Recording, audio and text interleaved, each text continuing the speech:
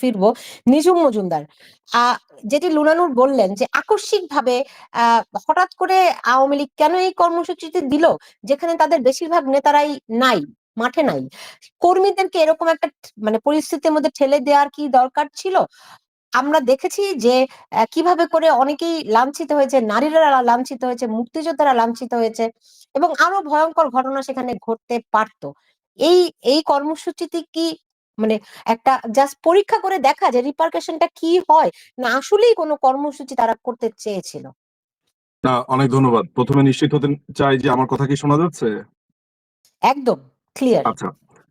সবাইকে অনেক ধন্যবাদ। প্রথমে আপনাদের দুজন, আপনি সঞ্চালক হিসেবে এবং বক্তা হিসেবে লুনা আপা, এই দুজনের দুটো খুবই মারাত্মক ভুল আমি একটু ধরিয়ে দিতে চাই, এবং আমার কাছে মনে হচ্ছে ইচ্ছাকৃত ভুল মনে হচ্ছে না।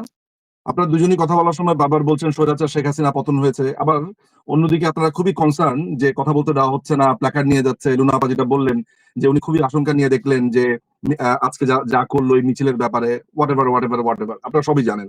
এবং আপনার সাথে আমি এর আগেও প্রোগ্রামে আমাদের আলোচনা হয়েছিল, বা আপনারা জানেন, অ্যাজ এ সাংবাদিক হিসেবে জানেন যে বাংলাদেশে এখন কেউ কোনো কথা বলতে পারছে কিনা, কিছু বললেই জেলে পুরে দেওয়া হচ্ছে, হাজার হাজার কে। এত কিছুর পরেও আপনারা স্বৈরাচারটা ঠিক সূচিত করতে পারছেন না। এই যে প্রধানমন্ত্রীকে স্বৈরাচার কথাটা গত কিন্তু 10-15 বছর ধরেই কিন্তু বলছেন সিপিবি।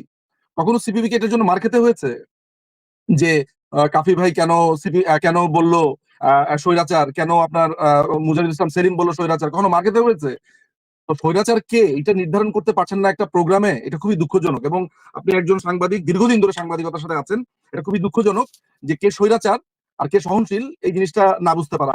অনেক মানুষ এসে একটা মানুষকে আপনার অস্ত্র দিয়ে গুলি করে হত্যা করে, আপনার হুমকির সম্মুখীন সবাইকে করে, হাজার হাজার খুন করার পর আরেকটা প্রধানমন্ত্রী যখন এগুলো দেখে স্টেপ ডাউন করেন, কিংবা তিনি যখন নিরাপত্তার জন্য এক জায়গা থেকে আরেক জায়গায় স্থানান্তরিত হন, তখন তাকে পলায়ন বলা হয়, তখন তাকে গদিচ্যুত করা হয়, ক্ষমতাচ্যুত বলা হয়। কিন্তু যারা এটা করলো তাদেরকে কিছু বলছেন না। তো আপনাদের চিন্তার যে এই ভয়ানক রকমের অবস্থা, এটা আমাকে ব্যথিত করেছে। এবার প্রশ্নে আসি আমি, সেটা হচ্ছে যে এটা আওয়ামী লীগের প্রোগ্রাম সোললি আপনি এইভাবে কেনই বা দেখছেন?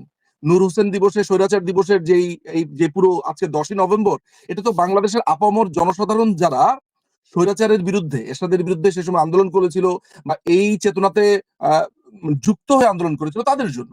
আওয়ামী লীগ তো তার অংশ মাত্র, one of the stakeholder. এইটাকে আপনারা যেভাবে ধরে বেঁধে আওয়ামী লীগের অনুষ্ঠান, কেন এটা আপনার প্রোগ্রাম না সুলতানা আপা? এটা লুনা আপার প্রোগ্রাম না? লুনা আপার প্রোগ্রাম মনে করেই তো নিজে গেলেন, তাই না? সুতরাং এটা তো আওয়ামী লীগের একক প্রোগ্রাম না। আওয়ামী লীগ সেখানে অন্য অনেক সারথীর সাথে, অন্য অনেক সমমনা বন্ধুর সাথে নিজেকে যুক্ত করতে চেয়েছে, এবং সেই ঘোষণা দিয়েছে। কিন্তু সরকারের ভিত কেঁপে উঠেছে এটার গত জন্য। 15 বছরে কোনো সমমনা বন্ধু রেখেছে? কেন আপনার কেন মনে হয় সমমনা বন্ধু রাখেনি? কেন আপনার এটা মনে হচ্ছে? আমাকে এটা 14 বলেন তো দল যে ছাড়া, কে সমমনা বন্ধু 14 দল মানে ছাড়া। আওয়ামী লীগ যাদের সাথে সম্পর্ক রাখেনি সুলতানা আপা, সেটা হচ্ছে জামাত শিবির, বিএনপি, হেফাজতে ইসলাম। এদের সাথে রাজনৈতিক ভাবে ছিল না, কিন্তু রাষ্ট্র হিসেবে হয়তো তাদেরকে নানান ভাবে বিভিন্ন জায়গাতে তাদের দাবি না, দেওয়া মানতে হয়েছে। হেফাজতের সঙ্গে ছিল, হ্যাঁ, তো হেফাজতের সঙ্গে ছিল। কেন সিপিবির সাথে আওয়ামী লীগের কি কোনো রেশারেশি হয়েছে এই গত 15 বছরে? সিপিবির সাথে কোনোদিন আমাদের, আমি অ্যাজ এ আওয়ামী লীগ সমর্থক, আমি মানে জি। একাধিকবার ডজন ডজন টাইম আমি সিপিবি অফিসে গেছি, সেলিম ভাইয়ের সাথে কথা বলেছি, তাদের নেতা কর্মীদের সাথে কথা বলেছি। কখনো এটা মনে করেছি যে সিপিবি আমার শত্রু? এখনো কোনোদিন কি মনে করি, বা ভবিষ্যতেও মনে করব? হ্যাঁ, সমালোচনা করি তাদের অবিমিশ্রতা, তাদের নানান ধরনের কথাবার্তা, এটা নিয়ে আমরা সমালোচনা করি, নিশ্চয়ই সেটা ওয়েলকাম করে। কিন্তু সিপিবি কে, বাম দলগুলোকে আওয়ামী লীগ কোনোদিন তার জীবনে শত্রু মনে করেছে? ইনু সাহেব ছিলেন, তার তার তার যে জাসদ আছে, রাশেদ খান মেনন, মানে মোস্ট অফ দা বাম দলগুলো তো আওয়ামী লীগের সাথে ছিল। তাহলে আপনি কাকে শত্রু করেছে? তাহলে জামাত শিবিরের সাথে সম্পর্ক ছিল না, বিএনপির সাথে রেশারেশি ছিল, মানে হচ্ছে শত্রু? মানে এটাই বলতে চান ওকে। আপনারা? না, ধরেন বিএনপি দেশের একটা বড় রাজনৈতিক দল, যেমন হুম বড় হুম রাজনৈতিক দল হুম হুম আওয়ামী লীগ। হুম হুম। সেখানে বিএনপির সঙ্গে যেই আচরণগুলি গত 15 কি বছর আচরণ 16 করেছে বছর আপা? হয়েছে, কি আচরণ সেটি করেছে? তো বিএনপি কাঙ্ক্ষিত চেয়ারপারসনের, ছিল না, তাই নয় না কি? না, বিএনপি চেয়ারপারসনের সন্তান মারা গেছেন, দুঃখজনক ঘটনা। মাননীয় প্রধানমন্ত্রী দেখতে গেছেন, তাকে গেট থেকে ফেরত দেওয়া হয়েছে। 2004 সালে গ্রেনেড মারার, হত্যা করবার পর, তত্ত্বাবধায়ক সরকারের পুরো সিস্টেমটাকে ধূলিসাৎ করার পর, বিশেষ করে 2004 সালের 21শে আগস্টের গ্রেনেড হামলার পর, একজন সুস্থ মানুষও তো আসলে তার এই শত্রুর বাড়িতে যাওয়ার কথা না, কিন্তু মাননীয় প্রধানমন্ত্রী কিন্তু গেছেন রাজনৈতিক সৌহার্দ্য নিয়ে। 2014 সালে ইলেকশনের আগে মাননীয় প্রধানমন্ত্রী টেলিফোন কনভারসেশনটা শুনেছেন, সে সময় খালেদা জিয়া কেমন ব্যবহার করেছে সেটাও নিশ্চয়ই দেখেছেন। জি। এরপরেও, জি।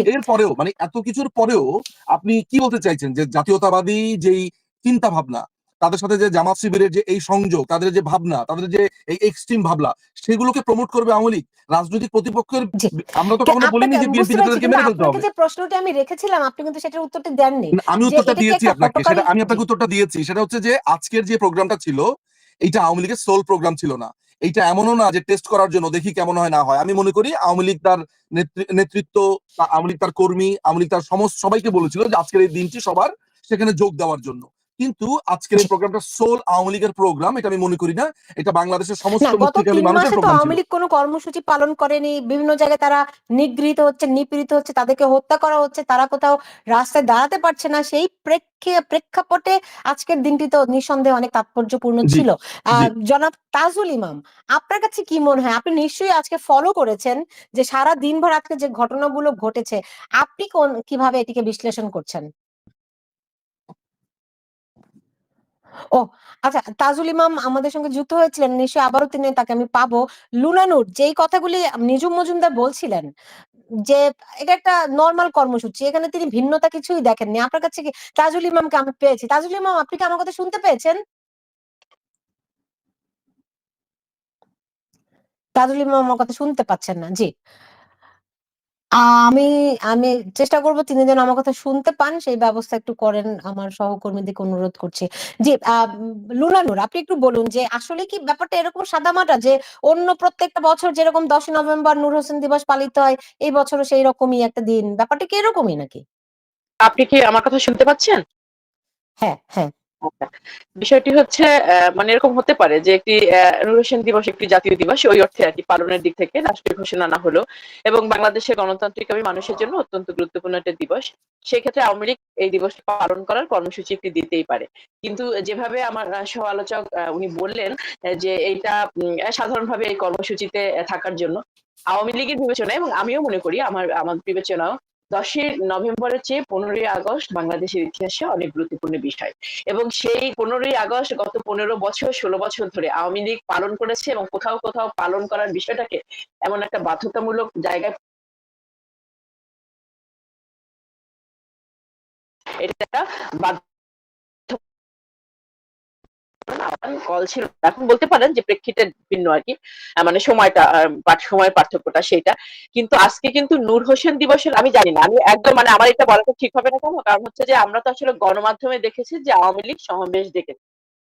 এবং যেভাবে করে একটা আগে ব্রিফিং এর মাধ্যমে হতো বা এভাবে হতো সেভাবে না, আমরা টেলিভিশনের স্ক্রলে দেখেছি, সামাজিক যোগাযোগ মাধ্যমে দেখছি যে আওয়ামী লীগ আগামীকালকে বঙ্গবন্ধু অভিনীতে বা জিরো পয়েন্টে সমাবেশ ডেকেছে। সেই সমাবেশ কিন্তু আসলে এরকম না যে নূর হোসেন দিবসে নূর হোসেনের প্রতি আপনারা শ্রদ্ধা জানান বা অমুক করেন তমুক না, তারা গণজমায়েত কর্মসূচি আহ্বান করেছে, এই মর্মে একটা খবর এসেছে।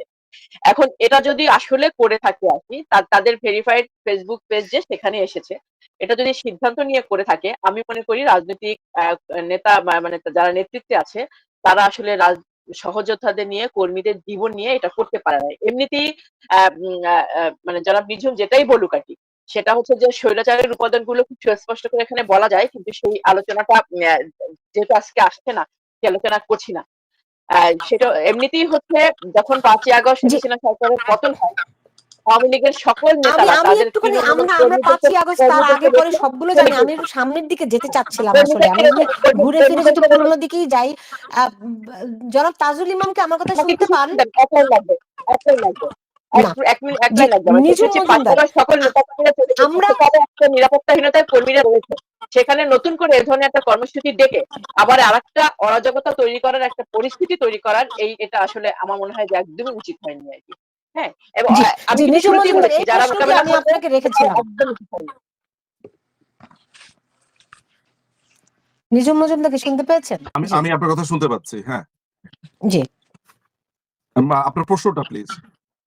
প্রশ্নটা যে এরকম এরকম একটি পরিস্থিতিতে কর্মীদেরকে এরকম একটা ঝুঁকির মধ্যে ঠেলে দেওয়াটা কি ঠিক হলো কিনা? আচ্ছা। এখানে আপনারা যে আমি আমি স্বাগত জানাই যে লুনা আপা আমাদেরকে নিয়ে চিন্তিত। আমরা কি করব না করব, আওয়ামী লীগের সিদ্ধান্ত কি হবে, সেটা সিদ্ধান্ত সিপিবি এখন বলছে। এটা আমরা স্বাগত জানাই। স্বাগত না জানালে তো আবার আমাদেরকে ফ্যাসিস্ট বলবেন। ফলে স্বাগত জানাতেই হয়। তবে একটা কথা বলে রাখা ভালো যে এরকম একটা পরিস্থিতি বলতে আপনারা আসলে এরকম পরিস্থিতি কি আমি জানি না। বাট আমার ব্যাখ্যাটাও এরকমই পরিস্থিতি, বাট আমি আমার ব্যাখ্যাটা দিচ্ছি। আপনাদের ব্যাখ্যাটা আমি পাইনি। সেটা হলো আমাদের আওয়ামী লীগের নেতা কর্মীদের ঘরবাড়ি পুড়িয়ে দেওয়া হচ্ছে, তাদেরকে হত্যা করা হচ্ছে, নারীরা ধর্ষণের শিকার হয়েছে, দেশ থেকে বাধ্য করা হয়েছে। আপনি জানেন, এটা হয়তো আলোচনা আসবে যে এইসবের কারণেই কিন্তু গতকালকে আমরা 8 তারিখে কিন্তু আমরা একটা অভিযোগ দায়ের করেছি আন্তর্জাতিক অপরাধ আদালতে। সুতরাং আমাদেরকে তো ইতিমধ্যে আপনার গলা চাপ দিয়ে দেয়ালের সাথে লাগিয়ে দেওয়া হয়েছে। ফলে আমরা যদি মনে করি যে এইরকম একটা অবস্থা, মানে এরকম অবস্থা বলতে কি বুঝাচ্ছেন, যে আরো পরিস্থিতি ওকে, এই বেটার যে হবে? আপনি যে কথাগুলোই বললেন যে হ্যাঁ, আওয়ামী লীগের নেতা কর্মীদের বাড়িঘর জ্বালিয়ে দেওয়া হচ্ছে, তাদেরকে হত্যা করা হচ্ছে, তারা কেউ ঘরে থাকতে পারছে না, তারা বিভিন্ন জায়গায় লুকিয়ে পালিয়ে কোনোভাবে জীবনটা হাতে নিয়ে তারা বেঁচে আছে। তাদেরকে যখন আপনি মাঠে বের হতে বলবেন, তারা আবারও প্রকাশ্য হলো, এবং যারা এই হামলা নির্যাতনগুলো করছে তারা আবারও টার্গেটে পরিণত হলো। যেখানে তাহলে নেতারা দেশে তাহলে নাই, কখন দায়িত্বে নাই, সুতরাং কেউ কোনো দায় দায়িত্ব কর্মীদের নিচ্ছে I না, got you, I সেখানে got your তাদেরকে answer. I G got your question. না, আমি আপনাকে যেটা বলতে চাই, তাহলে কখন বেস্ট টাইমিং? যখন আপনি একটি ধুমায়িত কফি খেতে পারবেন, আপনি টিভি এসি আলা রুমে যখন থাকবেন, যখন আপনার পরিস্থিতি All Quiet on the Western Front, তখন আপনি আন্দোলনে নামবেন। আওয়ামী লীগ তো আপনার আওয়ামী লীগ তো চা কফি খাওয়ার টিম না। ইয়াহিয়ার বিরুদ্ধে নেমেছে, আইয়ুবের বিরুদ্ধে নেমেছে, তখন পরিস্থিতি কেমন ছিল? গত 75 বছর ধরে আওয়ামী লীগ তো এরকম সংগ্রাম করেই বেঁচে আছে। আওয়ামী নিজু মজুমদার, লীগকে কোনো আপনি সন্দেহ মারছেন, নাই কাটছেন। আওয়ামী লীগ শোনেন, এরকম দ্রোহ, ভয়ঙ্কর দিন পার আমি হয়ে বলছি একটু ঘুরে সুলতান আপা, দাঁড়িয়েছে, কিন্তু যেখানে আপনার নেতারা যাদের যাদের কারণে যাদের কারণে আজকে তাদের এই কর্মীরা এই সমস্যায় সংকটে পড়েছে, তারা যখন দেশ থেকে নিরাপদে পার হয়ে গেলেন, তারপরে দূরে বসে তারা কর্মীদেরকে যখন মাঠে মোকাবেলা করতে বলেন, তখন বিষয়টা মনে হয় না যে নেতাদের কোনো দায় দায়িত্ব নাই কর্মীদের প্রতি?